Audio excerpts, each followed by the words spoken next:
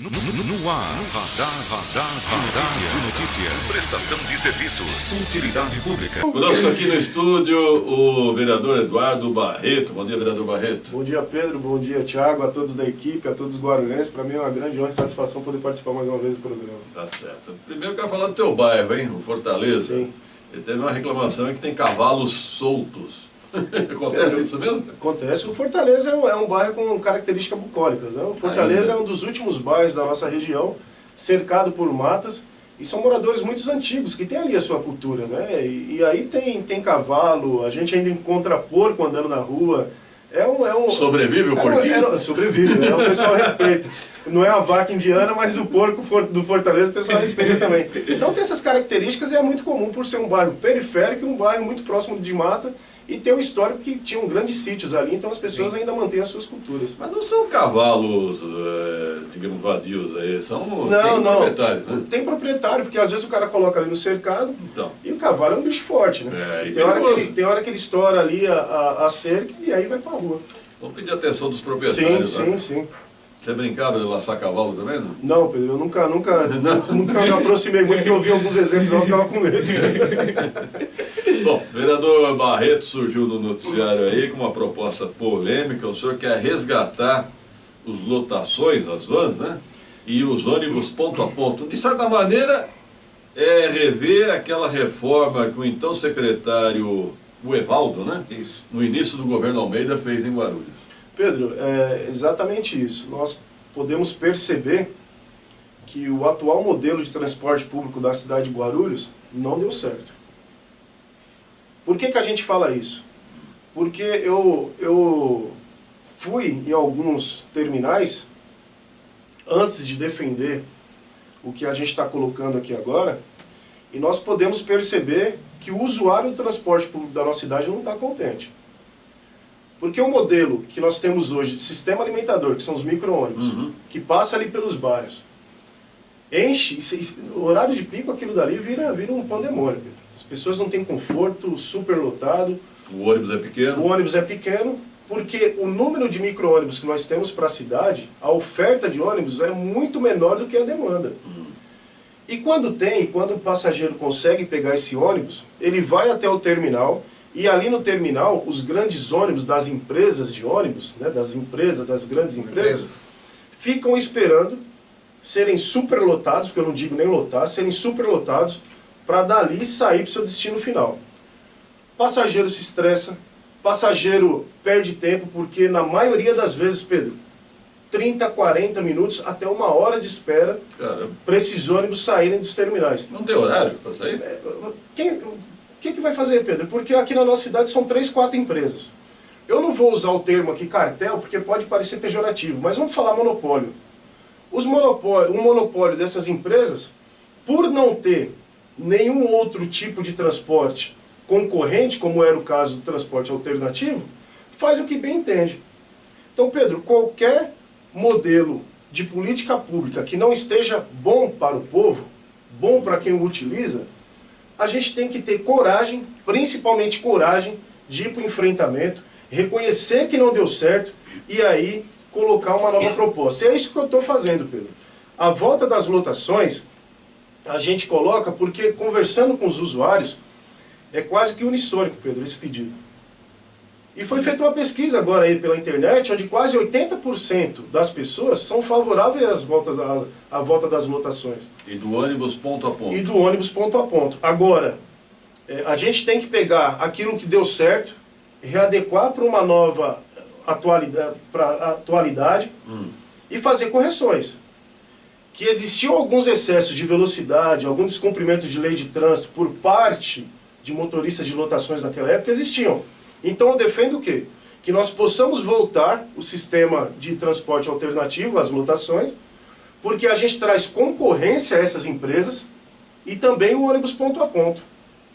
Por que o ônibus ponto a ponto, Pedro? Eu vou dar um exemplo lá vamos colocar aqui o bairro do Água Azul. Conheço. Que é um dos últimos bairros lá.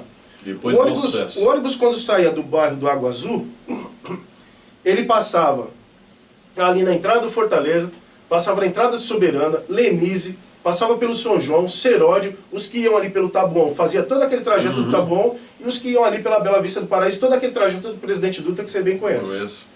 Pedro, esse modelo da agilidade contempla quase que na totalidade aquela região por onde esse ônibus passa.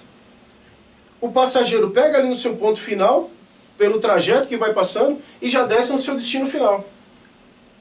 Como, por exemplo, Água Azul, Santa Clara. Imagina o trajeto desse ônibus sem precisar parar num terminal para que possa ser feita essa baldeação que dura mais de, alguns casos, 1 hora. Então, quer dizer, esse modelo, hoje que nós temos aqui, de você pegar esse sistema alimentador, que são esses micro-ônibus, são poucos, descer no terminal, e esse terminal serem preenchidos a esses grandes ônibus desse monopólio que existe na cidade, para ir até o seu destino final, não traz qualidade para o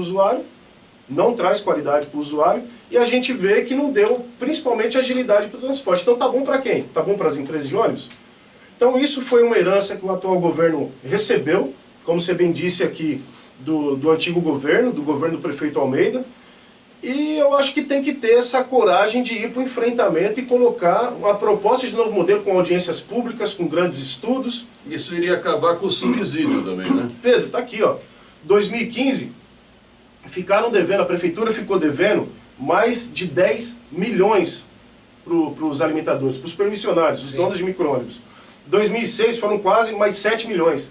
Ou seja, só em 2 anos. 2017 ficou um resquício de 1 milhão e agora a situação tá em dia. Eu estive conversando com alguns permissionários. Atrasado só a última parcela. Atrasa um pouco, eles falam que atrasa um pouco, mas a situação está em dia. Ou seja, além de tudo, a prefeitura fica responsável por pagar um subsídio que hoje chega a quase R$1.600.000 por mês.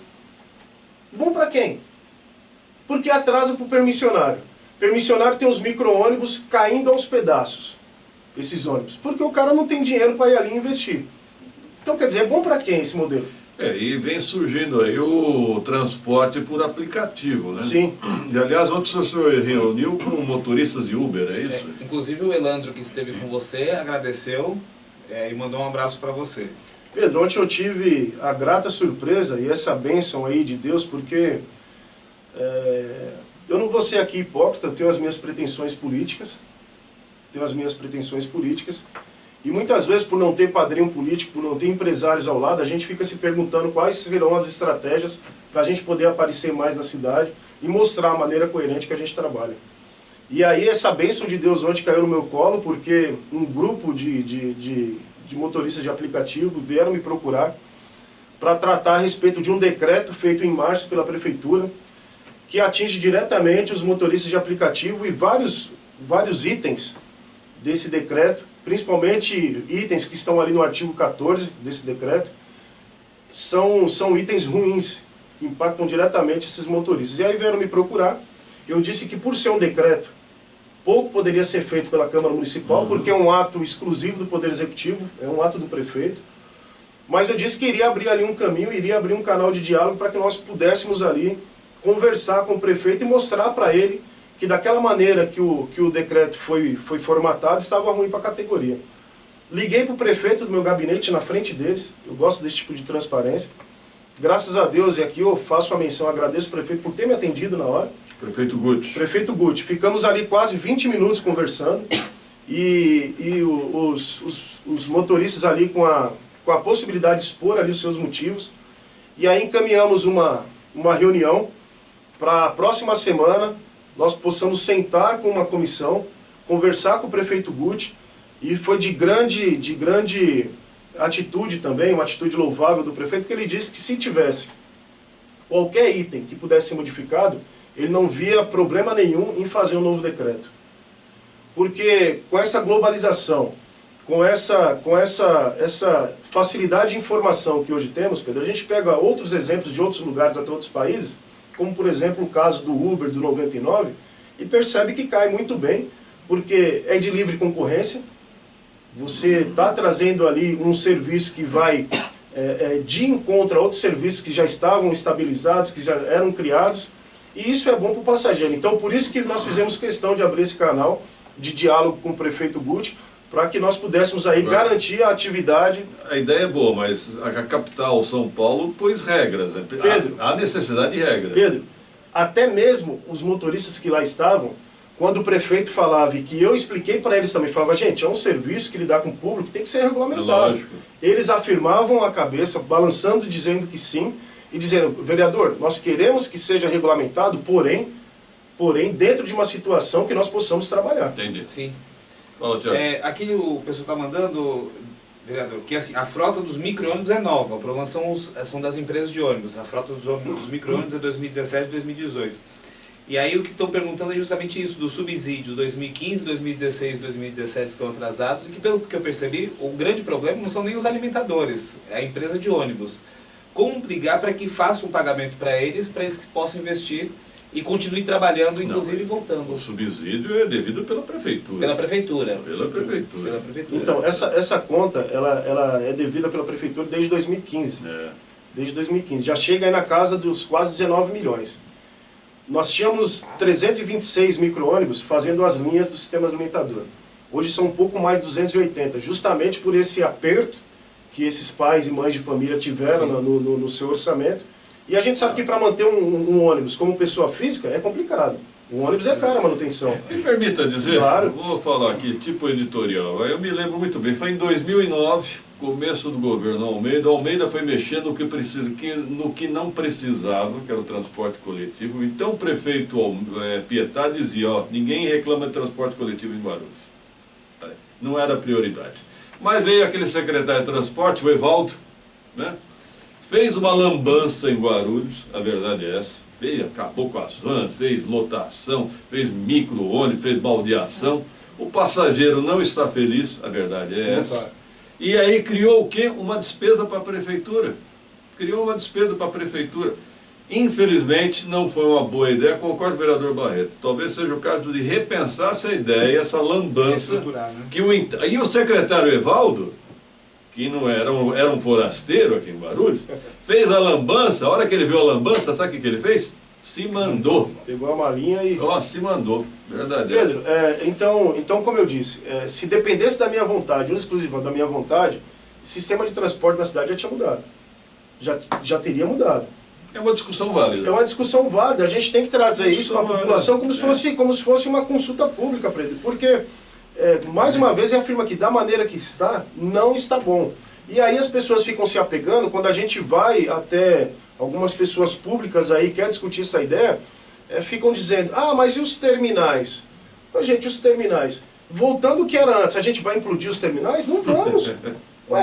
São equipamentos públicos, podem ter outras finalidades, ou se não, podem se manter também como pontos para se fazer baldeação, porque a gente sabe que, por exemplo, mais uma vez falando, a gente sabe que não vai ter um ônibus direto ali do São João, né, falando de linha direta, ônibus de ponto a ponto, do lado de São João para o Bom Sucesso Pimentas. Então por que não se faz uma linha que chega até o terminal, do terminal você faz uma baldeação para fazer interligação com o restante da cidade? Guarulhos tem dimensões quase que estadual, Pedro. Vereador, a discussão é muito válida, viu? Parabéns, válida, Pedro. Parabéns pela iniciativa, vamos acompanhar esse caso. Eu vou fazer outras entrevistas, eu vou querer ouvir o pessoal das empresas de ônibus, sim, pessoal dos micro-ônibus, né?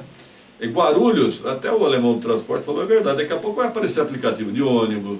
Guarulhos ainda não sei por que não apareceu o mototáxi. Eu tô estudando aplicativo de ônibus que em alguns lugares vem dando muito certo, viu, Pedro? Então, mas eu tenho medo da segurança. Sim, né? Mas vem dando muito certo, viu? Existem alguns casos aí que... Eu vejo, por exemplo, o mototáxi ainda não chegou em Guarulhos. Quando chegar em Guarulhos... Bom, vereador, obrigado pela participação. Imagina, Pedro, só não poderia deixar de falar aqui, brevemente, se me permite, a respeito também da questão da MTU, os ônibus intermunicipais. Sim. Que é uma situação vergonhosa na cidade de Guarulhos. A cidade de Guarulhos é a cidade que mais oferece passageiro intermunicipal no estado, são uma das maiores do mundo no número de passageiro intermunicipal. E nós temos a MTU que fornece ônibus em situações precárias para a nossa cidade. Pouco antes de entrar aqui, guarulhense, eu estava mostrando para o Pedro Notário aqui um vídeo que eu recebi de uma linha da 137, de uma linha intermunicipal, ônibus com buracos na sua lateral, na sua lataria ali, da parte interna, saindo barato. Saindo barato. Então, quer dizer, uma das passagens a passagem mais cara da região metropolitana e essa é a situação desses ônibus intermunicipais. E me permita endossar o seguinte, a questão daquelas orcas, aquelas vans lotadas, que trafegam numa velocidade absurda. Marginal. É um tipo de transporte que já que não é mais aceitável também não. Então, Pedro, eu gostaria já de agradecer a participação, não poderia deixar aqui de lembrar, de mandar um beijo para a Eliette. Eliette é uma jovem senhora que trabalha ali com a gente, ali, quando a gente tem ali algum evento, alguma coisa, ela está ali vendendo seu algodãozinho doce, que a gente convida. E ela falou, Eduardo, eu vou te assistir, mas você tem que mandar um beijo para mim. Tá, é uma pessoa muito humilde, muito simples, então, beijão, Eliette, Deus abençoe. Filho. Bom dia, Eliette. 7h30, vamos a um rápido intervalo, em seguida, polêmica na Câmara Municipal. O vereador Laércio Sandes diz que requerimento dele foi classificado como sigiloso. 2 minutos.